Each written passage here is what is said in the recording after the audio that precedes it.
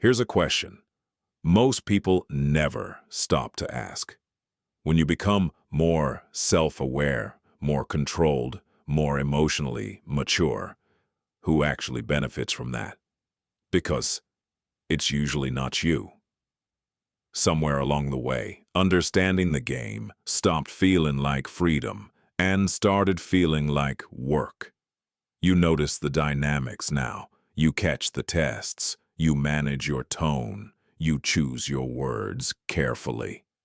You leave the conversation having done everything right, and still you feel empty, not upset, not confused, just tired. That exhaustion isn't a flaw. It's the cost of carrying rules no one ever had to say out loud. In this video, we're not going to teach you how to win the game. We're going to look at why understanding it quietly trapped you inside it. Before we go any further, this isn't about winning. It's about something quieter. Dignity. Not through domination, but by withholding data from environments that don't deserve access to you. And no, this isn't weakness. It's knowing the difference between being misunderstood and being diminished. What you're feeling isn't confusion, it's the weight of something you've been carrying without ever being told it was yours. You probably didn't notice it at first, because nothing went wrong. No argument, no conflict, no moment you could point to and say, that's where it started. Life kept moving, people kept talking, work kept getting done. You kept being described as calm, reasonable, easy to deal with. And that's exactly why it took so long to catch. The shift didn't happen when something broke. It happened when you started arriving already prepared. Prepared to keep things smooth. Prepared to choose words carefully. Prepared to avoid unnecessary friction. Not because anyone demanded it, because you learned it worked. You noticed how quickly situations escalated when tone slipped. You noticed how much effort it took to clean things up afterward. So, you adjusted, not dramatically, not consciously, just enough. A pause before responding. A sentence softened. A reaction swallowed.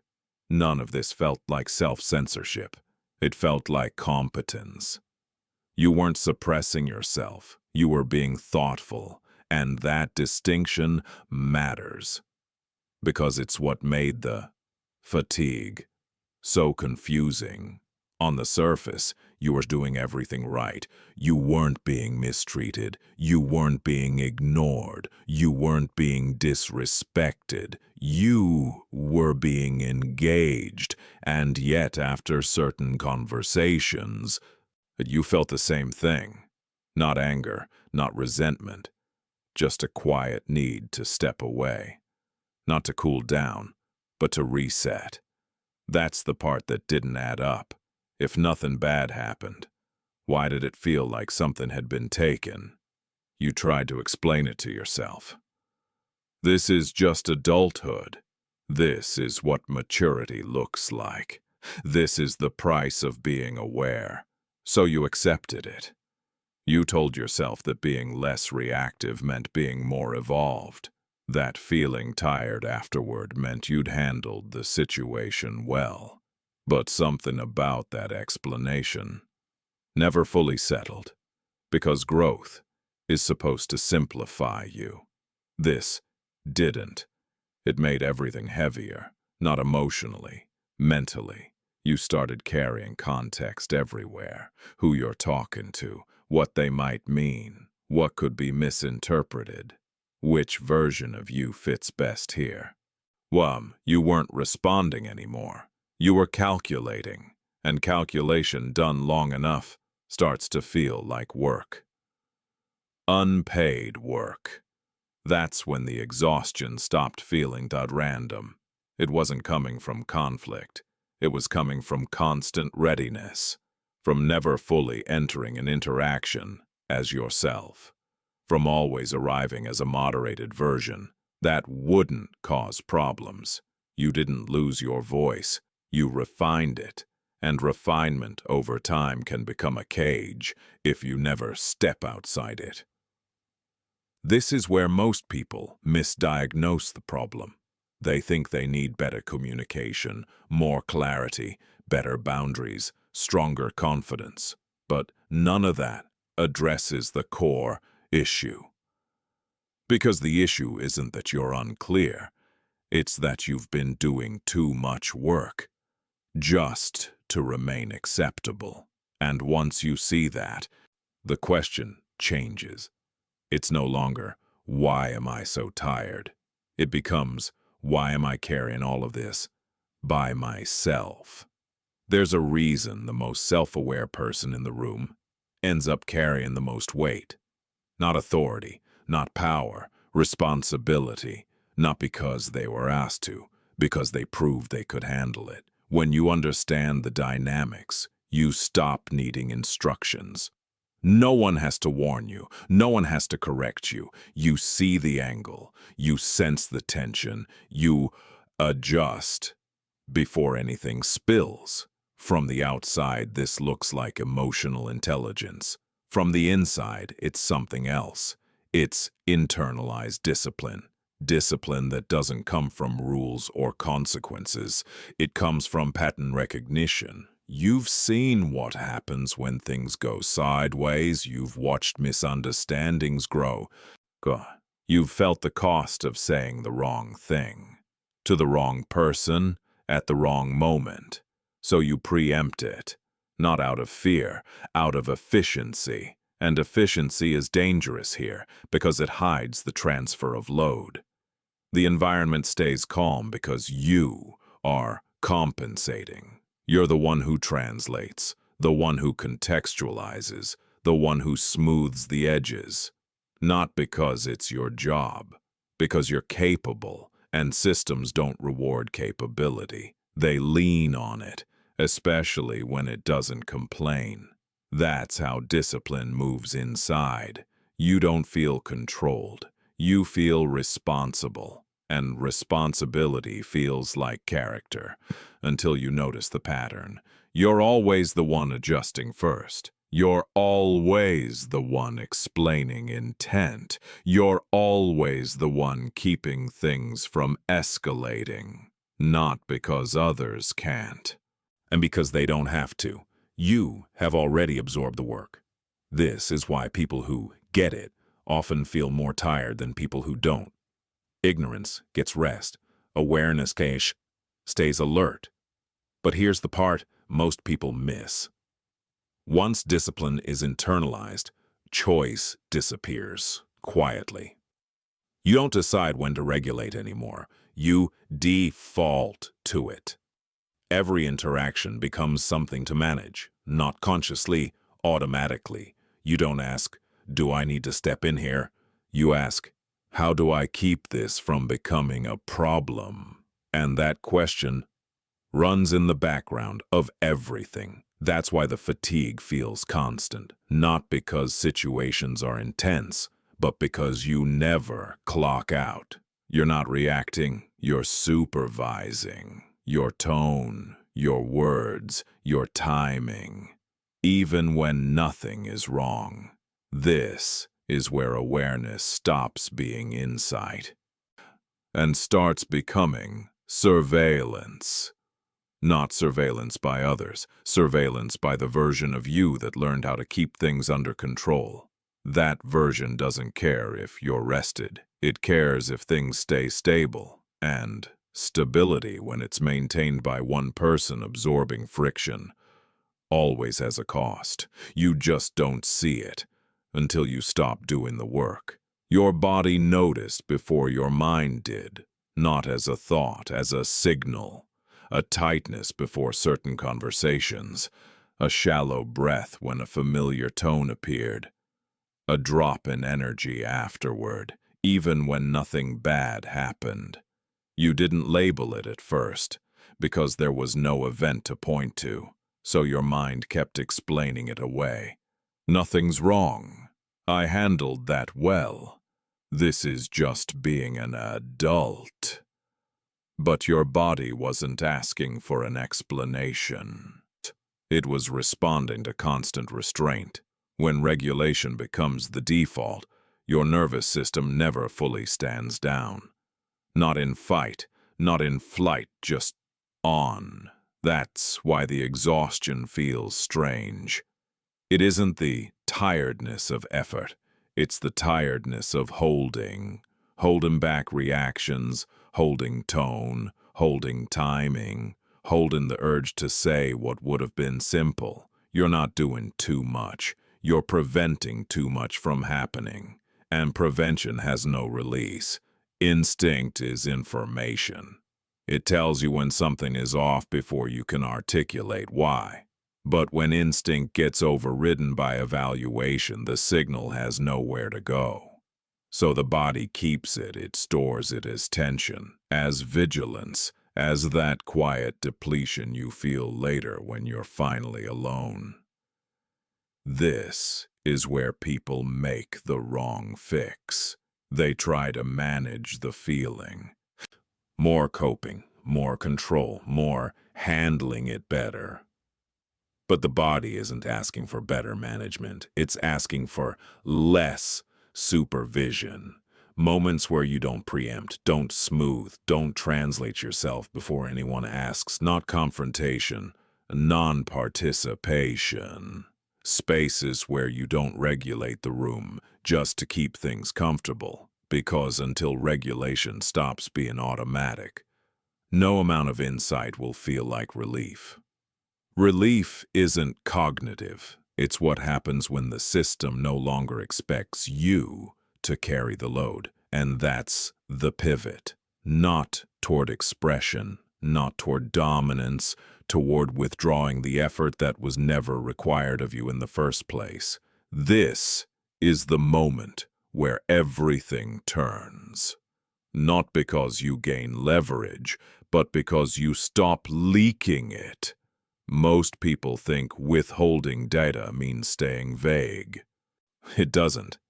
It means knowing when information stops serving truth and starts serving self-defense. Here's a simple example. Your manager asks, "Why were you late today?" The question sounds harmless, and your instinct fires immediately. Traffic was bad. The train was delayed. Something unexpected came up. You start lining up reasons before the sentence even finishes. That urge feels responsible. But look closer. Those reasons aren't about accuracy. They're about positioning. You're trying to prove that you're still competent, still reliable, still deserving of trust. You're not answering a question. You're offering data about yourself, your schedule, your priorities, your willingness to justify your time. And once that data is on the table, the dynamic shifts. Not because your boss is cruel, but because explanations create expectations. Now they know how you respond under pressure. Now they know you'll fill silence with reasons. That's not accountability. That's exposure. Here's the harder move. You say, "You're right, I was late." And you stop there. No defense, no context, no story. Not because you're weak, because you're owning the outcome without negotiating your worth. That's the difference. Silence here isn't avoidance, it's containment. You're separating responsibility from self-justification. You're saying, I accept the consequence, but I'm not going to perform credibility to make this comfortable. That takes more strength than any explanation. Because explanations are easy, they soothe the moment, they reduce tension. But they also train the system to expect access to your internal reasoning. Ownership does the opposite. It closes the loop. It communicates something subtle but powerful. I'm not confused, I'm not hiding, and I'm not asking to be excused. Most people can't do this. Not because they don't understand it, but because they equate silence with losing ground. In reality, this is where ground stabilizes. You're no longer negotiating your right to be seen as capable. You're acting from a place where that right is assumed. Withholding data doesn't mean withholding responsibility. It means refusing to turn every moment of friction into a trial of your character. And once you feel that difference, the urge to explain starts to loosen.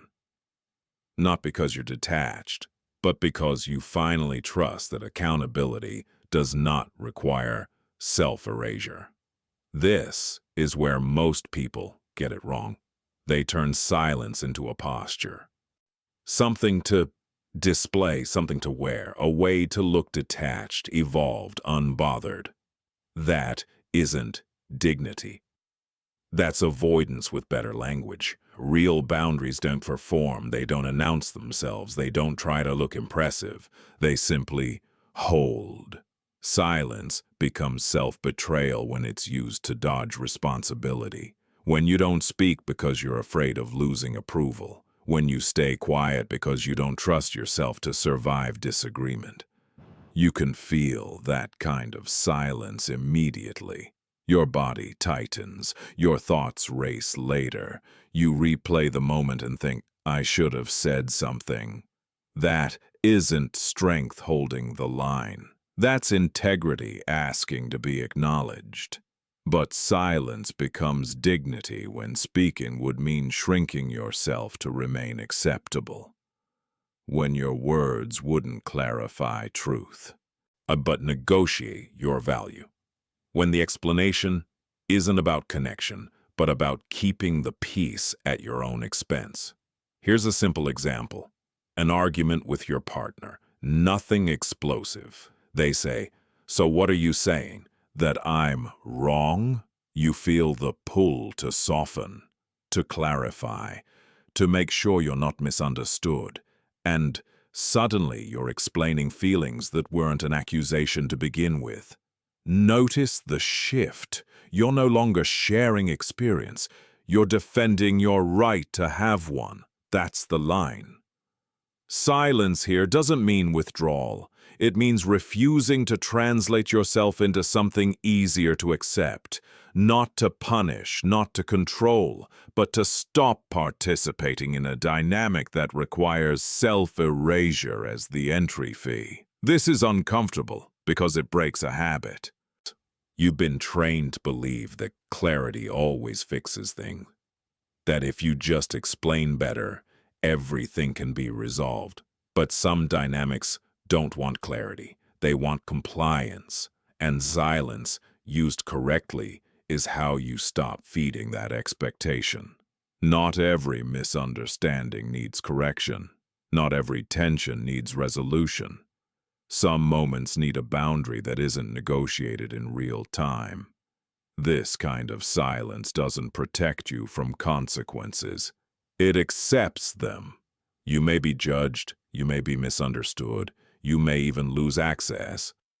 But what you don't lose is alignment between what you feel, what you say, and what you refuse to say. That alignment is quiet, but it's heavy, and once you feel it, you stop confusing comfort with respect. There is a cost to this. Anyone who tells you otherwise is selling you an image, not a reality. When you stop explaining, you don't suddenly become respected. You become less readable, and not everyone knows how to stay connected without constant access to your inner workings. Some people drift, not out of cruelty, out of habit. They were used to the version of you that filled in the gaps, the one who clarified intentions, the one who softened discomfort, the one who made things easy to process. When that version steps back, the silence feels unfamiliar, so they interpret it, often incorrectly. They call you distant, cold, different, and sometimes they're not wrong. You are different because you're no longer optimizing for smoothness at your own expense. That difference creates space, and space can feel like loss. There will be moments where you question the choice, Moments where you think, maybe I should explain just this once. Not because you owe clarity, but because loneliness is persuasive. It whispers that connection is more important than alignment, that being understood, even incorrectly, is better than standing alone. This is the hardest part, not the silence itself, but resisting the urge to re-enter old dynamics just to feel familiar again. Because familiarity is comforting, even when it drains you. You'll notice it especially in small moments. Group conversations where you speak less and no one checks in. Interactions that move on without you because you didn't step in to regulate them. You'll realize how much presence you used to provide without noticing, and that realization can sting. But here's the part most people don't tell you. The emptiness changes. At first, it feels like absence. Later, it feels like room. Room your body needed, but didn't know how to ask for. Room where you're not constantly bracing. Room where your nervous system doesn't have to stay online. Not everyone will follow you there. Some relationships only function because you were carrying extra weight. Letting go of that means letting go of the illusion that everything can be maintained through effort alone. That loss is real, but so is the relief. The relief that comes from no longer having to explain your way into being allowed. You don't gain certainty, you gain clarity about who can meet you without requiring translation, and who was only comfortable when you stayed legible. There's a moment that comes quietly, not during the conversation, not during the silence, after, when you realize you didn't rehearse anything afterward. No replaying the words. No second-guessing the tone. No mental edits. Just stillness. That's how you know something has shifted. Not because the interaction went well, but because you didn't abandon yourself to manage it. This isn't confidence. Confidence still wants a result. This is dignity. Dignity doesn't need the room to agree. It doesn't need to be understood on schedule. It doesn't rush to correct every misunderstanding, because it knows not every misunderstanding is a threat. Some are simply the cost of no longer performing clarity for environments that never offered safety in return. You didn't become quieter because you ran out of things to say. You became quieter because you learned what wasn't worth saying anymore. And that discernment changes how you move through the world. You speak when your words carry responsibility. You stay silent when words would only serve to negotiate your right to exist, not as a rule, as a stance. There will still be moments when you explain, moments when clarity matters, when accountability is required. Silence was never the point. Choice was. The choice to not automatically step forward every time space appears. The choice to not rescue every interaction from discomfort. The choice to let some dynamics end unfinished. Because not everything needs resolution. Some things need distance, and over time, that distance does something unexpected. It restores proportion. You stop feeling like every exchange is a test you need to pass. You stop scanning for approval in places that never offered respect. You begin to trust that your presence alone doesn't need justification. That trust isn't loud. It doesn't announce itself. But it shows up in how you leave rooms without carrying them with you, in how you sleep without replaying conversations, in how you no longer feel compelled to explain who you are, just to be allowed to stand where you are. You don't win the game. You step out of the part that was exhausting you. And that's not retreat, that's recognition.